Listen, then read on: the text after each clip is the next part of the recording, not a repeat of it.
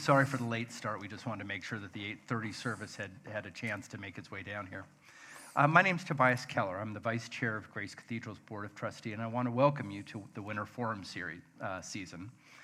On Tuesday, we will be voting in the presidential primary election, as well as a number of local elections, and heading into what will surely be one of the most consequential elections ever, again, with the right exploiting racial fear-mongering to divide and distract, and the left splintered over the next step forward, some wanting to focus on racial justice head-on, others insisting that a race-silent focus on class avoids alienating white voters.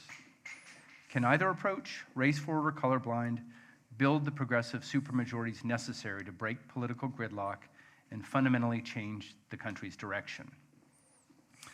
Over 2 years, Haney López, the Chief Justice Earl Warren Professor of Public Law at UC Berkeley and author of the 2014 examination on race and politics, Dog Whistle Politics, collaborated with a research team of union activists, racial justice leaders, communication specialists, and pollsters. Those conversations, interviews, and surveys with thousands of people all over the country led to his latest book, Merge Left, Fusing Race and Class, Winning Elections, and Saving America. Today we're going to be talking about Merge Left and the upcoming political season and the larger fight to build racial justice and shared economic prosperity for all of us. Please join me in welcoming Haney López. Thanks, Toby. Thank you all. So we're here to talk about your most recent book, Merge Left, and it's extremely timely argument about political discourse in America today. Before we do, I want to talk a little about the evolution of your intellectual and professional life. Could you just tell us a little about your youth and how and when issues of race and identity started to work their way into your consciousness? Sure. So my mother's from El Salvador and my father is from Washington State and is white. They met here in San Francisco in the late 1950s and got married, and my father was looking for a job as a professor, and he had a job offer in Provo, Utah, and Honolulu, Hawaii. And he made the right choice. So my brother and I were born and raised there. As someone who was biracial, that was very common in Hawaii. It was sort of not an issue. I wasn't really thinking about race much. I was connected with my mother's side of the family, spoke Spanish, visited El Salvador, spent a summer in El Salvador. But I wouldn't say that I was a Latino. Because that as a category didn't functionally exist in Hawaii in the 70s. I didn't become a racialized person, really, I think, until I attended undergraduate in St. Louis, Missouri. And St. Louis, Missouri was starkly divided between white and black. And again, Latinos barely existed. There was a small contingent of Puerto Ricans, but Latinos barely existed. So I found that my identity was being reread now as what I come to understand later as an honorary white. That is, people were a little bit confused by my dark skin, but they resolved that conflict by saying, we're just going to treat you as if you're white, so long as I didn't talk about also being Latino, because then that would introduce cognitive dissonance.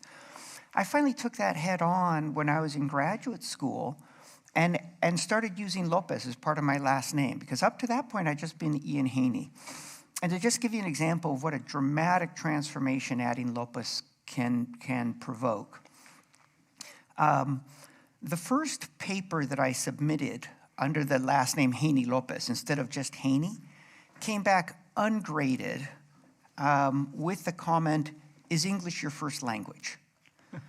In other words, I had gone from an A student, this was in graduate school at Princeton, I had gone from an A student to unintelligible just by adding López. And so this really shifted, I mean, it was jarring personally, but also jarring intellectually, and it really shifted my focus to understand, let me use this phrase, the plasticity of race. Right? Like I could be one thing in one context. I could be something completely different the next day by a very subtle shift. So my initial inquiry, I was simultaneously involved in law school and became very interested in critical race theory, the study of race, became very interested in the social construction of race and then the legal construction of race. I'm going to fast forward very quickly.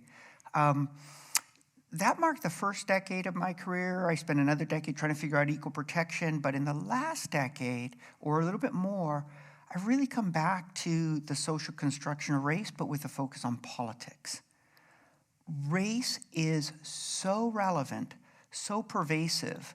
State violence against communities of color is so extreme precisely because there's a political project to vivify racist beliefs in our society. That is, I don't think the racial injustice that we're living is an inertia from the past. It's not just, hey, there was slavery, there was Jim Crow, we just haven't gotten through it. I came to see that just the opposite.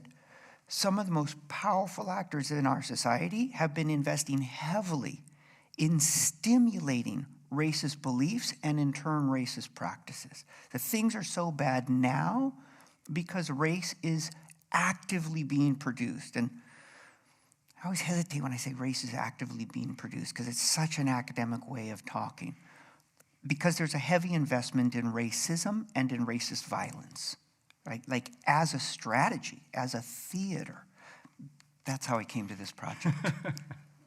So thank you for the segue. I am curious, Professor Haney López wrote a book named White by Law. I think it was your first book. And I'd love to discuss that more, but I want to stay with Merge Left. So you have to go out and buy White by Law. Before we get to Merge Left, though, I think we have to talk about dog whistle politics because Merge Left really builds on it. So let's start with fundamentals. What is a dog whistle and what are dog whistle politics? No, you opened up the can. You mentioned White by Law. So White by Law is connected to what's happening now. The Constitution doesn't say anything about race. It doesn't say anything actually about who's a citizen, partly related, deeply related to the fact that a substantial part of the population was enslaved, and some states did consider persons of African descent citizens, contra the lie told in Dred Scott. Most states did not. So that was silent, but that meant it was up to the first Congress. And the first Congress in 1790 passes a Naturalization Act. That is, who as an immigrant can become part of our political community. And they say it will be limited to free white persons. That racial restriction on citizenship is not finally removed from the U.S. Laws until 1952. So for that entire period, there was a codified expectation that the only people who would form part of the polity would be white. A fascinating aside, people litigated whether they were white or not. And the courts had to decide who was white and why. As a matter of judicial reasoning, some people were white and some people weren't. So that was the subject of the book. It's really relevant Michelle here. Alexander talked about the Nazis actually sent a delegation over to the states to help them figure out how to determine That's exactly racial purity. Right. As the Nazi Party sought to systematize its deep anti-Semitism, its hysteria about racial impurity, it needed a model for how one codified white supremacist beliefs. And that model was partly federal law, but it was mainly Southern Jim Crow law. For example, in 1924, Virginia passed the Virginia Racial Purity Act, and it defined who was white, who was black, who was Native American. I mean, it did so in very specific, very technical terms. And once you start defining people, look, all of us, to a certain extent, are mixed. So when you try and say, no, we belong in and exclusively belong in these competing categories, it's a mess. The Nazis needed to figure out how to do it because they confronted the same problem. The population in Germany was basically mixed. So how did you resolve that? You look to the model. want to come back to the connection between white by law and Dogas of Politics and Merge Left. White by law was my effort to understand how the courts came to understand whiteness. And let me just say one more thing about it here, because it's very instructive. In the winter of 1922, that is December of 1922, the court hears a case by a person of Japanese descent, Takao Ozawa, who lived here in the Bay Area. He was a graduate of Berkeley. He had converted to Christianity. He refused to teach his children Japanese. They were English-speaking exclusively. And he went to court and he said, culturally, religiously, educationally, I'm white. And also, by the way, my skin is whiter than the skin of most people you consider white. I'm white. And the court said, no, science, this is key, science tells us you're not. Science tells us there's Caucasoids and there's Mongoloids. And Mongoloids from Asia, Caucasoids from Europe. You're not white. Okay. 4 months later, Bhagat Singh Thind, he described himself as a high caste Hindu, says, oh, we're going to make a distinction on the basis of science? Fantastic, because anthropology by the 1920s was saying there was this wave of migration from Europe into the Indian subcontinent, and the Indian population is Caucasoid. And so Thind walks into court and says, hey, 4 months ago you said white equals Caucasoid. Here's my passport, man. It's like, let's do this thing. And the court says, no, we can't trust science. We can't trust anthropologists. The things they come up with make no sense to us. Instead, we know white means bone of our bone, blood of our blood, right? Like this very heavy naturalistic imagery, which then, okay, but science can, but it says, no, bone of our bone, blood of our blood, people whom the average man knows to be white. And right there it's crystallized. Whiteness is being socially produced. Whiteness is what we as a culture come to understand as white. It's not blood. It's not biology. It's not discoverable by science, unless, well, since I love sociology, it's not discoverable by non-sociological sciences. I'm going to count sociology as a science. If you want to know what race is, take a sociological approach and study society, right? What's happening with Dogas of Politics and Merge Left? These are stories about the contemporary political construction of whiteness. We are socially producing whiteness and non-whiteness. We're doing it in the main politically, though it has enormous ramifications for our economy, also for religious groups. Right? There's this phrase now that you're hearing more and more, white Christian nationalism. The most striking thing about people discussing the phrase is that they almost never talk about the white component. They're happy to talk about the Christian and the nationalism, but what is that word white doing? Because it turns out evangelical churches that are predominantly black or brown do not have the same politics as white evangelical churches. What is that? Right? So there is this really important link. I'm going to stop because I'm going to let Toby ask another question, then I'm going to hijack the conversation again. We're doing it well, though. Simple question. What is a dog whistle, and what are dog whistle politics? Fantastic.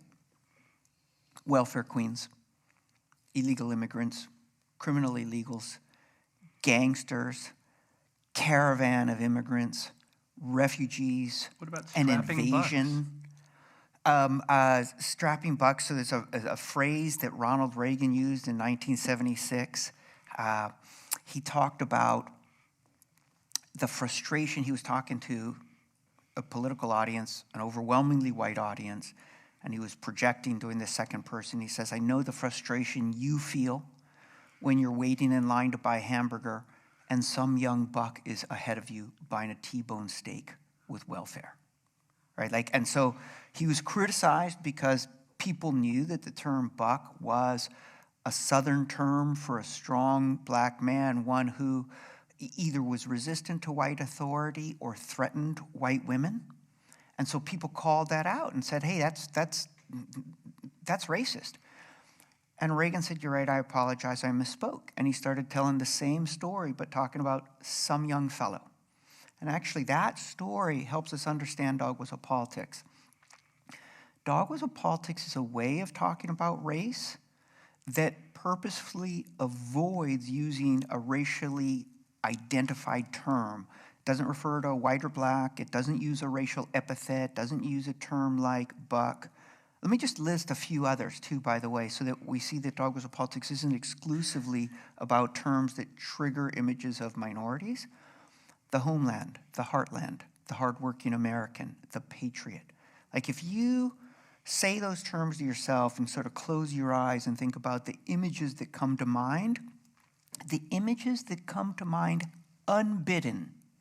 This isn't you thinking consciously, oh, who would I know? This is like you say the heartland, or you say the gangbanger. And you have to fight not to think in racial terms.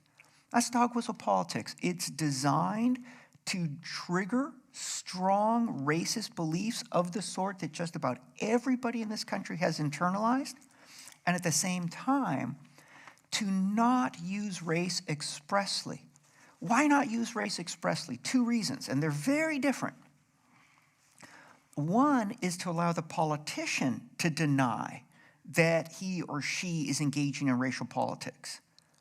Okay, so that's the plausible deniability. That's the reason most of us recognize. Here's the other, and right now in 2024, this is more important.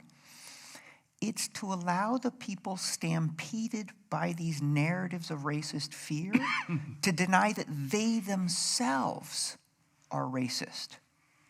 To instead allow them to say, I'm not a racist when I want to get tough on crime.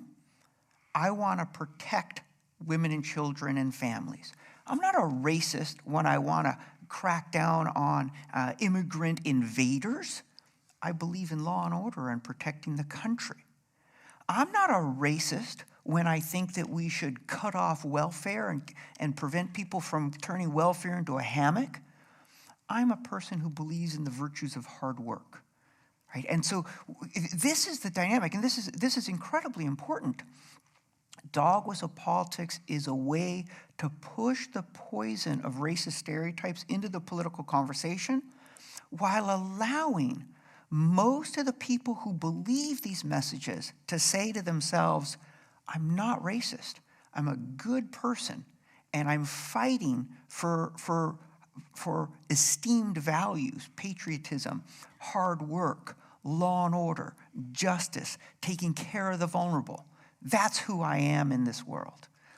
Yeah, let me slow you down a little on this, because you're hitting at a point that I thought you handled very well and sensitively in the book. We're not talking about deplorables. We're talking about people you wrote very sympathetically about. I loved your introduction about Matt and Tom. And I think talking about that population and inconsistency of views, and you talk about a base, the opposition, and the persuadables. I think who are those people that you go out of your way to say they're not evil? This is such an important point. And it really goes to how a lot of liberals, a lot of people in the media, a lot of progressives understand Dogas of Politics. Most people understand Dogas of Politics as an intentional strategic deployment of racist themes. Yes, it is. They then say to themselves, but since Dogas of Politics is so obvious to me, it must be obvious to the people who are responding positively as well. So if somebody like Donald Trump says they're rapists and we hear anti-Mexican racism, we presume that his audience must hear it too. And what do we do with that?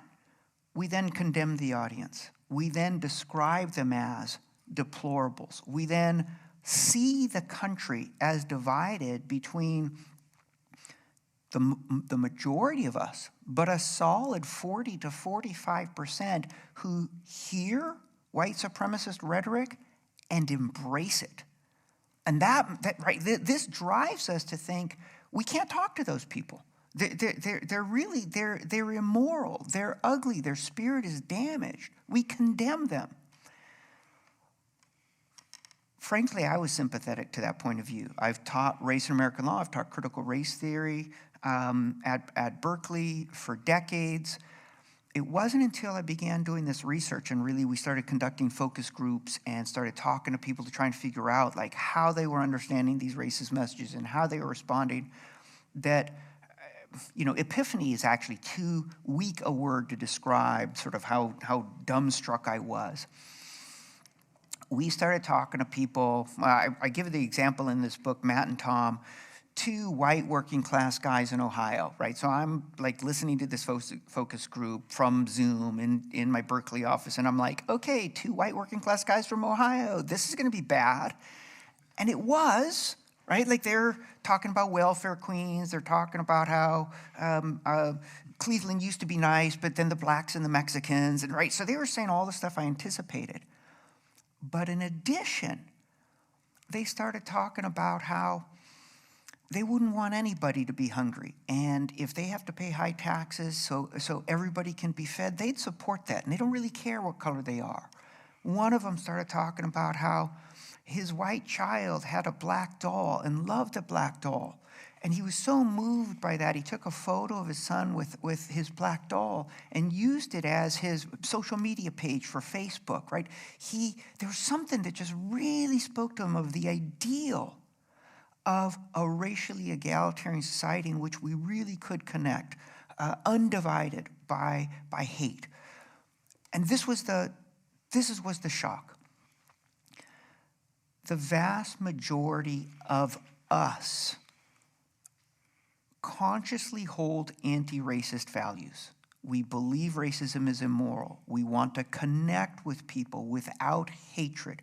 We want to be able to get to know each other without regard to how different we might look. And the vast majority of us have internalized racist beliefs that can be easily manipulated. I need to interject real quickly. When we were speaking and preparing, you introduced me to the IAT, and I went and took a look at it. I haven't done the whole test yet, but please describe what it is, because I think it's a fascinating tool for all of us. So the IAT stands for the Implicit Association Test, and you can Google IAT or Implicit Association Test. Harvard has it available online. You can take the test online. I can describe it, how it works and what it's testing, and it still works. What it does is it asks you to associate pairs of words like competent and white, or competent and black, or violent and white, or violent and black. And you can see immediately, as soon as I say this, you're like, oh, this is going to test the power of these stereotypes. Because we have these stereotypes as whites of competent, blacks incompetent, blacks violent, whites innocent or likely to be victims of violence. And you know the stereotypes, and you can see the structure of the exam, and you think to yourself, or at least I do, I can game this, right? I know what they're testing, I know what they're looking for. And still, when you're under time pressure, trying to make these linkages, it'll measure how powerful these stereotypes are, that even when we recognize them, they still have control of our mental processing faculties, right? That's happening to all of us. Here's the deal. Here's the really good news. If we know that racism infects our unconscious mind, we can act consciously and purposefully to try and counteract that. And most of us do. Since most of us consciously subscribe to anti-racist values, a lot of us do a lot of anti-racist work. Not necessarily the grand anti-racist work, but like the day-to-day, having stereotypes surface saying, that was ugly, let me not acknowledge that, let me just recognize that and reject it in myself and feel bad, but I don't want to be that person.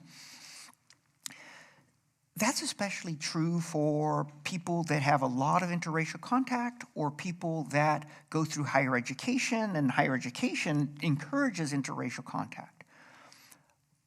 But unless you're trained in that way by life or by school, you don't do that.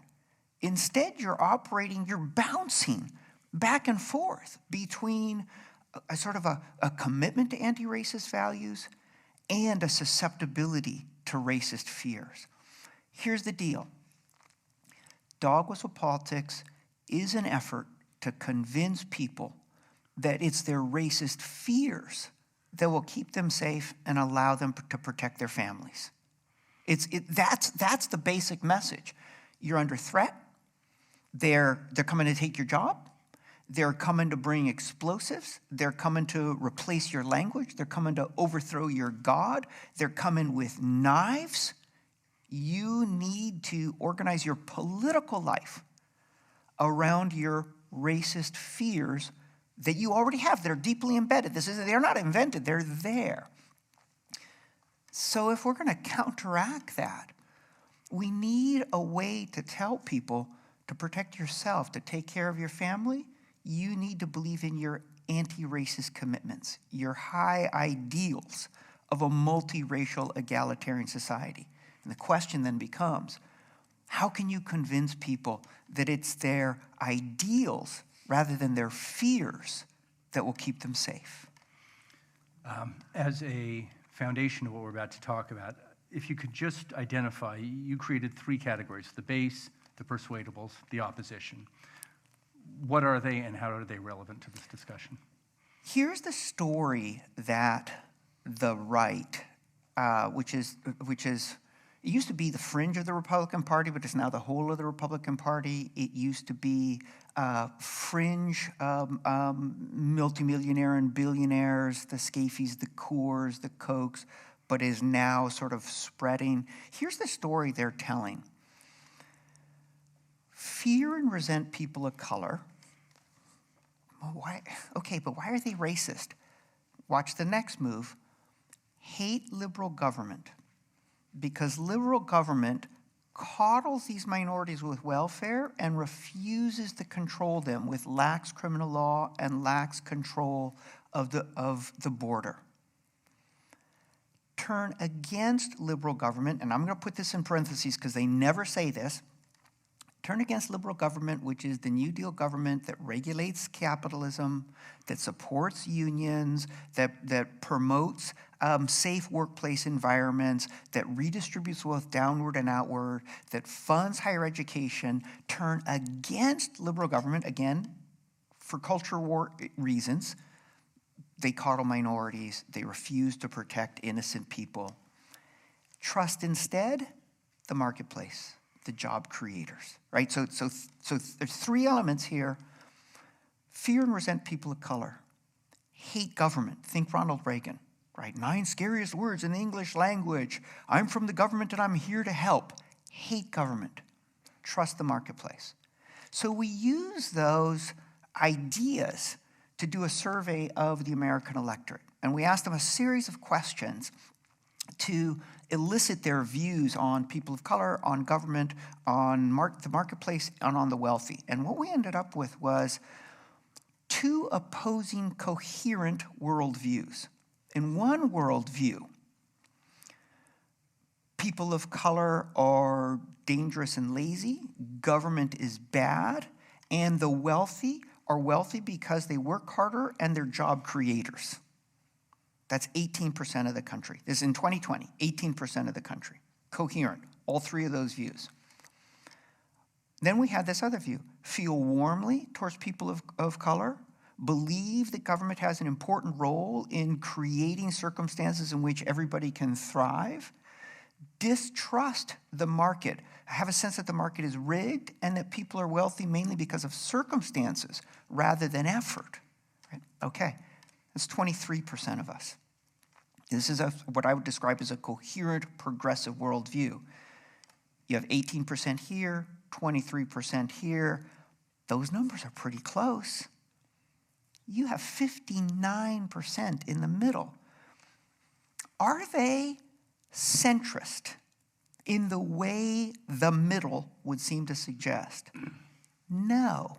They're conflicted. They're conflicted. And what that means is, to use a phrase that's used by political scientists, these are low information voters. That is to say, they're not paying a whole lot of attention to what's happening in the political world. They don't pay a lot of attention to policy. They don't pay a lot of attention even to internal mental contradictions between these worldviews. They bounce back and forth. You can find the same number of people saying, we talk too much about race and it makes things worse, and as saying we need to talk more about race in order to move society forward. Right? Like you can see like a right-wing view, a left-wing view, and people in the middle will say both. And when I say they say both, I don't mean that 60% divides between 30% who say this and 30% who say that. I mean the same person. Right? And this is the reason I start with Matt and Tom. They're really illustrative of this middle. They say things sometimes that align with a reactionary worldview, and they say things sometimes that align with a progressive worldview. They say both. They believe both. And again, that's 60%, roughly 3 out of 5, 59%, but roughly 3 out of 5 voters in this country actively draw on both reactionary and progressive frames. What does this mean in practice? To actually shape the future of the country, we need to speak persuasively to this conflicted middle that could go in either way, in either direction. We need to speak persuasively to them in a way that activates, that validates their progressive views, and we need to speak to them in a way that constantly keeps the progressive view front of mind, because they believe both and they can go in either direction. I want to just say this because it's so important and it's so neglected. Part of the reason we're in so much trouble right now as a country is because we have neglected the powerful role of propaganda and mass media. Europe learned a bitter, bitter lesson in the 1920s. Radio had an unbelievable capacity to promote lies. Film, the newly emergent industry of film, had this incredible role to promote lies, fears, and hatred. Europe learned that lesson and really enacted a series of laws to control public media. The United States learned that lesson, and we subjected radio and then television to a fairness doctrine because mass media was so dangerous. And then in the Reagan administration, we repealed the fairness doctrine. And what we have right now is a mass media system that is more powerful and more sophisticated than ever. Think about Steve Bannon, Cambridge Analytica, the ability to use Facebook data to individually target people at a very inexpensive way, right? And we're not controlling it. So an awful lot of the country lives in a propaganda echo chamber in which they're hearing on radio, they're seeing on TV, they're watching on social media. Frankly, they're hearing from their coworkers and they're hearing from the pulpit a consistent, coherent, reactionary, fear-based message. It's so hard for us as a country to operate as a democracy when the organs of propaganda are that powerful. And one of the things that distresses me the most about, there's a lot of things I love about the Biden administration. One of the things that distresses me the most is that the minute they came in, they didn't attend to and still have not said anything about mass propaganda, mass media propaganda. And that is one of the biggest threats we face right now. So, to your point, the right seems to have done a better job than the left in messaging consistently, simply. You talk about, and sort of the premise of Merge Left is that there are two strong streams of progressive responses that aren't entirely in sync. And I want to get to how you want to fuse them, but we better talk about what they are before we talk about fusing them. So I think you described them as racial justice and economic populism. Yeah. What are those responses? So let's start again with what's happening on the right. And I think this is incredibly important. Dogas of Politics, as we know it, starts in the context of the civil rights movement. And it is a way to use racial themes to appeal to racially fearful whites. And what do they fear? They fear integration. They fear equality. At first, it seems like this is a way to win elections. And that's certainly how Richard Nixon uses it.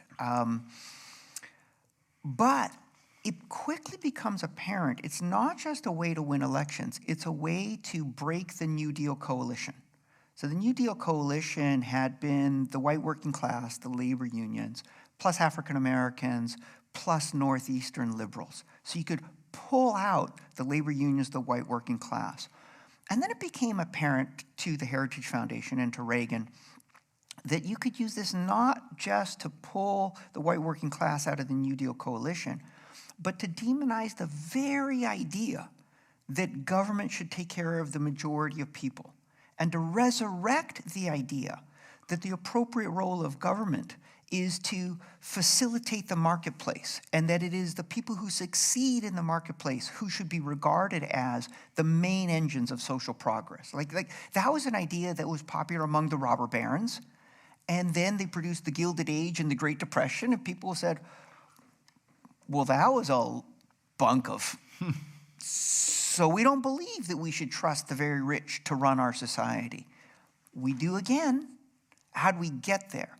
Because the right saw that they could convince people to turn against government, not for economic reasons, but for culture war reasons. And I want to say here, I talk a lot about race, but we should be very clear by 2024, well, even by the 1970s, gender, patriarchy, abortion, the traditional family, homophobia, now transgender fears, like so much of this, after 9/11, anti-Muslim, Islamophobia, anything that can be harnessed to a basic story that we as citizens should fear our neighbors and should distrust government because it doesn't do enough to protect us, that's been harnessed to this basic story. Notice, it's a class war story. It's turned against government efforts to create an economy in which all of us can thrive. Instead, harness government to the project of unleashing great wealth. That's a class war story.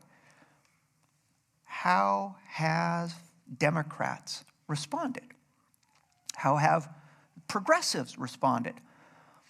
Democrats tried to respond to Dogas of Politics as early as 1970, and certainly after 1972, because they could see it. They could see it working. Richard Nixon won through dog whistle racial fear appeals in 1968. He barely squeaked through, but people could see it working. So then they started to talk about Richard Nixon as a racist, right? And this is like the race-forward, race-conscious, anti-racist challenge to Dogas of Politics. Say, hey, this is racism. You're promoting fear. You're promoting hatred. And what did Nixon turn around and do? He turned around and said, I'm not racist. I said law and order. I never said black. I said law and order. I said crime in the streets. I said our cities are turning into jungles. I never used a racial epithet. But I'll tell you who is being a racist. All of you lefties who are accusing white people of being racist just because we want law and order and safe streets. And remember, the people being stampeded by these racist stories firmly believe they are acting honorably and in pursuit of the important values like patriotism, like care for others. So when they hear Democrats or progressives saying that's racist, it doesn't give them pause. They don't feel like, oh, is it? Should I think about that? They instead say, see, that's more racism against me. This is the way in which all of those elites and the left and progressives, they disdain me, and they double down in their support. Democrats learned that lesson in 1970. If that's the lesson you learn, then what do? You stop talking about race.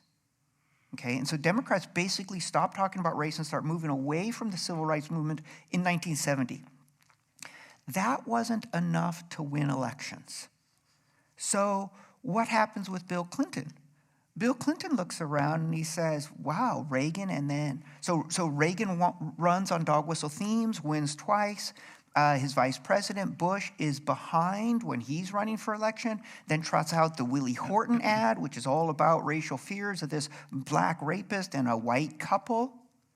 And Clinton says, if I'm going to win, I need to be a new Democrat. What was a new Democrat? 3 themes. Bill Clinton, I'm going to get tough on crime. I'm going to end welfare as a way of life. I'm going to slash the size of the federal government. He ran on Republican themes. He said, I'm going to run on dog whistle light. And he wins. And so what you see among Democrats is this, like, we're not going to talk about race, or if we do, we're going to imitate dog whistle politics. Now, you have these racial justice folks saying, we need to talk about racism. We need to, not enough power to sway the Democratic Party. Fast forward. You might think Obama is actually the president who, since FDR, talked about race the least, right? He wasn't going to talk about race. He was elected because of the crisis that the country had been pushed into by the second Bush administration. Then Great Recession, crisis, Occupy, and class comes forward. Now, what's the class approach? It's an intensified version of what the Democrats had been doing. The Democrats had been saying to themselves, we can't talk about race, let's talk about good policy. And then along comes Bernie and says, policy's not going to do it, let's talk about revolution. Let's talk about class war. Let's talk about the way in which the 99% are being driven into the dirt by the 1%, right? So you get this Occupy. Where's race in that conversation? It's absent. It's absent because from the sort of class point of view, race is a distraction. Race divides us. And this is the labor movement too, or has been. Race divides us. Let's not talk about it. Let's focus on the things that will help all of us, like good jobs, like good health care, like restored unions, like a decent or a safe environment. Great, I agree with that, but think about now this interplay between these two messages. On the left, sort of let's talk about the economy. On the right, let's talk about terrorists. Let's talk about gangbangers. Let's talk about people with knives. Let's talk about rapists. In one focus group with the white community, a woman said, I can't talk about jobs because I'm worried my husband's not going to come home from work. I'm worried a terrorist is going to blow up his building. I think these conversations are incommensurate in terms of the public imagination. Here's what's missing from the class story or from the Democratic policy story. An understanding of why racism is so pervasive, an understanding of why there's so much fear. We need a way to tell people the story about immigrants, the story about welfare cheats, the story about black criminality, the story about Muslims. Those stories are wrong. These people are not a threat in your life. Transgender families are not a threat in your lives. Gay families are not a threat in your lives. Women who want to work, women who want to exercise a decision about whether to carry a pregnancy to term, they are not a threat in your life, right? We have to say they're not a threat in your life. How can we communicate that? Here are two options. One, you can say, because if you think they're a threat in your life, you're a bigot, you're a sexist, you're a homophobe, you're an Islamophobe, right? Like, we can do that. It's going to backfire because that's not how people think of themselves. Or we can say, you're being told a pack of lies about your neighbors by people who have an interest in you punching down so that you won't notice their hands are in your pockets and they're laughing all the way to the bank. We need a story that says all of those threat narratives, that is classic divide and conquer. If you believe your neighbor is a threat, you won't see the real threat in your life, which is billionaires rigging the economy for themselves. Right? And so this is the conversation that we need to have. Notice, It is not a class-only story. It is not a race-only story or culture war story. Neither is it we should talk about class over here and we should talk about culture war over here, a sort of we should do both story. This is a fusion story. We need a political story that says to people, we are losing a war. We're losing a class war. We're losing a war for our democracy because the other side is using divide and conquer politics. And unless we unite and build, we can't take care of our families economically, and we can't take care of them in terms of their safety in a multiracial, pluralistic society, right? Like, these are inseparable. The class consequences and the social dynamics of hatred, of fear, they are inseparable. And they are already fused by reactionary billionaires. They fused them. They fused them 50 years ago, and they're fusing them right now. And we have to respond to them that way. Quick, but we have a tradition here of having questions and answers being presented through cards that you've seen on your chairs. If you have any questions, please pass them to Rebecca, who will wave right over there. We are sort of getting to the punchline, but we'll get to the questions in a couple minutes. To take a step back from the substance, you were very empirical about this process, and there's reason for optimism in what you found. Could you talk a little about the process and why all is not lost? So I had these sorts of ideas, this sort of like working thesis. Hey, if we could only explain to people that we're being bamboozled, that this is divide and conquer, that if we come together, if we reject, especially those divisions that are most weaponized, the racism, the sexism, the homophobia, the Islamophobia, if we could especially reject those, reach across those lines, we could win. Now, I was shocked by this, but apparently a working hypothesis from a critical race theory professor at Berkeley is not convincing by itself to a lot of people. And they kept demanding evidence, and I'm like, what do you mean evidence? Just pay it, this is me, you know. So people wanted evidence. In particular, the unions quickly saw, AFL-CIO and then SEIU quickly saw that this resonated with how they'd been thinking about what was happening to their own members, but they wanted evidence. So with union backing, I reached out to pollsters, to communication specialists, to a former student of mine, Heather McGee, right? I don't know if you know Heather McGee and her, right? So she's really written beautifully about this idea of, sort of draining the pool, the way in which whites reacted to civil rights by withdrawing from the public sphere. Anyway, so Heather ran a couple of think tanks. We all joined together, and we started testing this idea. And what we did is we formulated messages. We looked at a conservative message, this racial fear message. We looked at the we should just focus on economic policy message. We looked at a racial justice. We really need to force America to live up to its ideals and take care of communities of color. And we tested them all. And we tested them with focus groups, and then we tested them with survey testing. I'm just going to pick up 3 remarkable results. If you compare the right-wing racial fear message and the standard democratic, let's just talk about policy message, you can see that the polls, like the 23% progressive, they're going to go with the democratic message. They go with every democratic message, that 19%. What happens in the middle?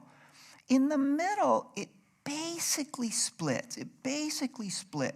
So that's kind of good news, but it's really terrible news.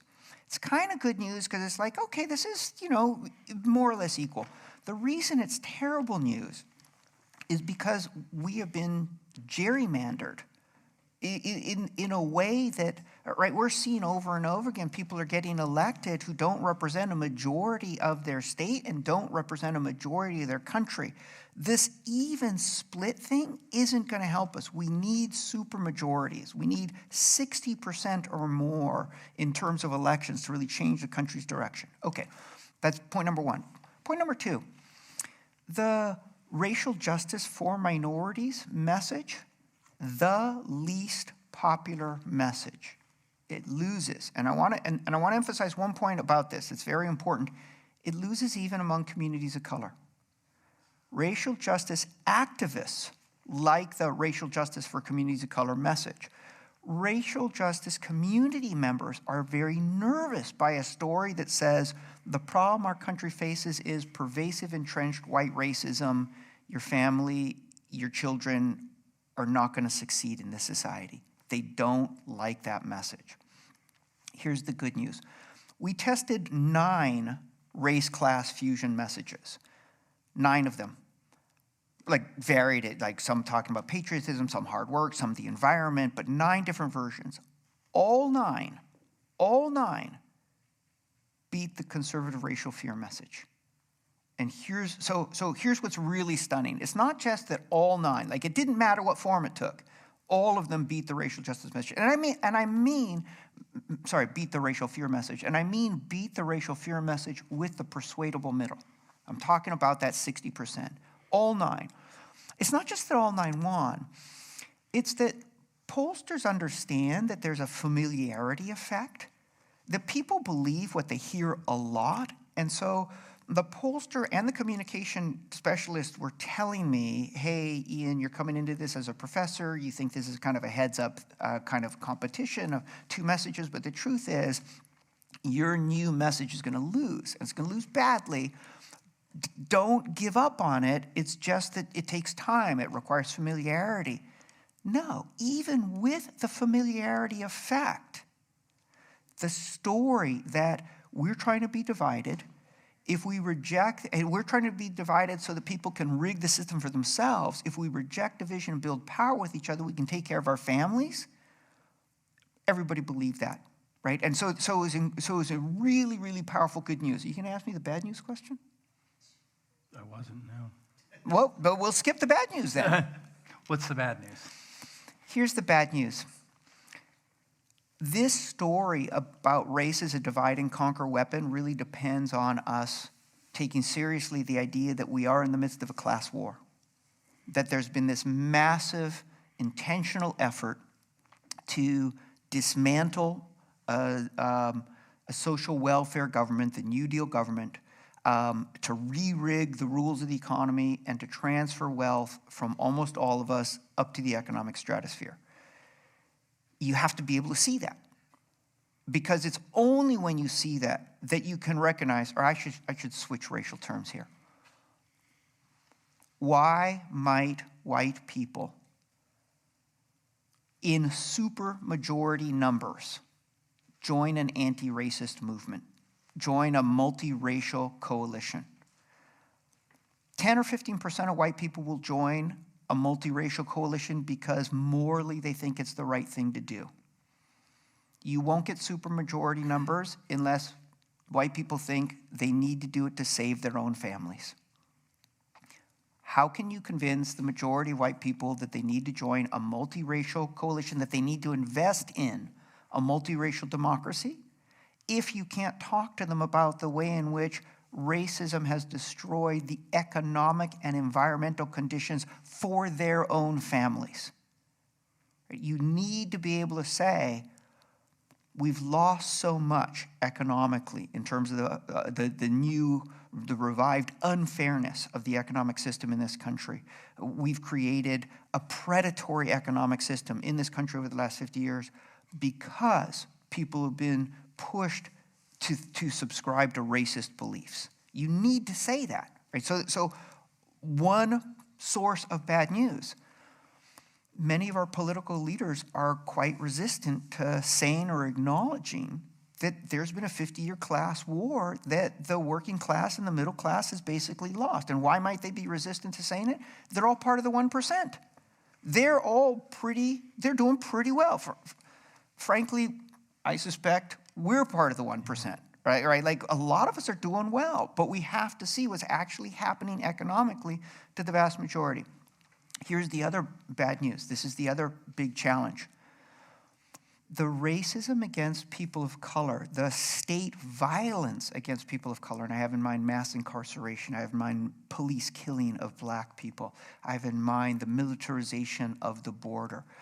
The level of white supremacist rhetoric in our politics is so intense, so extreme, so visible, that racial justice activists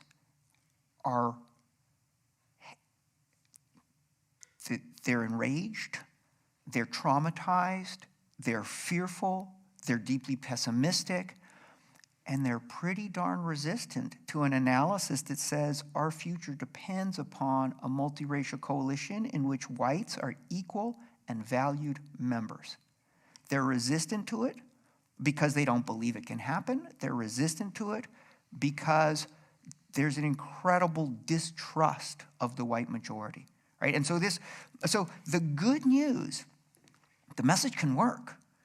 The bad news is we've got settled ways of seeing what's happening in our society that are resistant to this, either because so many of our leaders are complacent about what's happened economically, or because so many of the activists are traumatized by the severity and violence of white racism today. So we've come to the end of our time. We did get a few questions, particularly on the question of what do activists do? How do I go home and understand this and present this to my white friends who are like?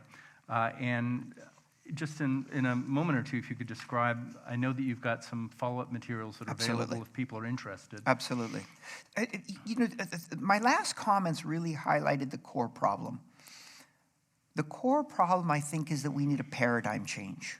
We need a paradigm change in terms of what we think has happened to us economically over the last 50 years, and we need a paradigm change in terms of what we think is happening racially.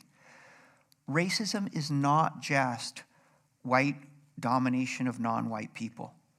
Racism is a strategy of power, strategy for power, that succeeds when it promotes a white over non-white hierarchy. We need that paradigm change.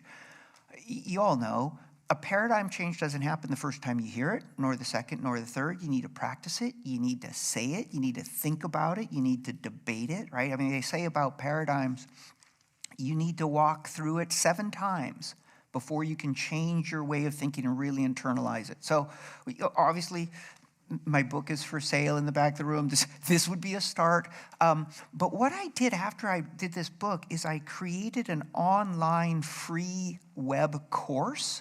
It's called Race-Class-Academy, or you could just type in Race Class Academy, raceclassacademy.com. Every one of those videos is under like 2.5 minutes. There's 12 of them. If you are really hardcore, you could watch all of them in 30 minutes, just be like, in addition to the videos, I put together course material, and my vision is that people can watch the videos with others. They can even watch them and having little watch parties at home, and then there's discussion guides, and they can talk through them. And they're divided by here's what's been happening to us. Here are the solutions we've tried. Here's the evidence for race-class fusion. Here's this sort of paradigm change, right? So more even than buying the book. Watch the raceclassacademy.com videos.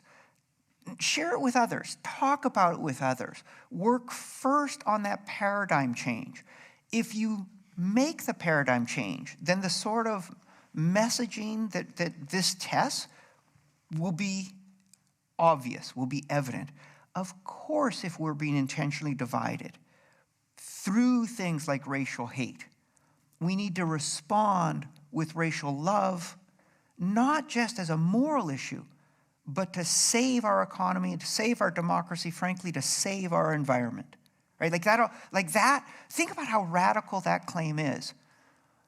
We need to embrace racial love to save our economy, our democracy, our planet. That is so dramatic. How can that be? That's the truth because of the way in which racism has always been a weapon of the powerful and it's their primary weapon right now. That's a wonderful way to end. Before I thank Ian, finally, first of all, I have one disagreement. Do start with the book. Buy it in quantity, send it to your friends, send it to your family. It's a fabulous and thought-provoking book, and it does help change paradigms. Before we go, I have a few announcements. First, please join our Dean, Malcolm Young, next Sunday. His guest will be David Ackerley, climate change biologist and professor, once again from UC Berkeley. They'll be talking about a responsibility in a changing climate and how to prepare the next generation for a changing world. You're always welcome to join upstairs at the Choral Eucharist service that starts at 11 o'clock. We rely on your support for the forum. Gifts of any size make a difference. There are many ways to give, including texting the word THINK, T-H-I-N-K, to 76278. THINK at 76278. I encourage you all to buy a copy of Ian's book, which will be available in the back. And many thanks again to Ian for this fabulous speak and for joining us all here today. Thank you, Toby, and thank you all.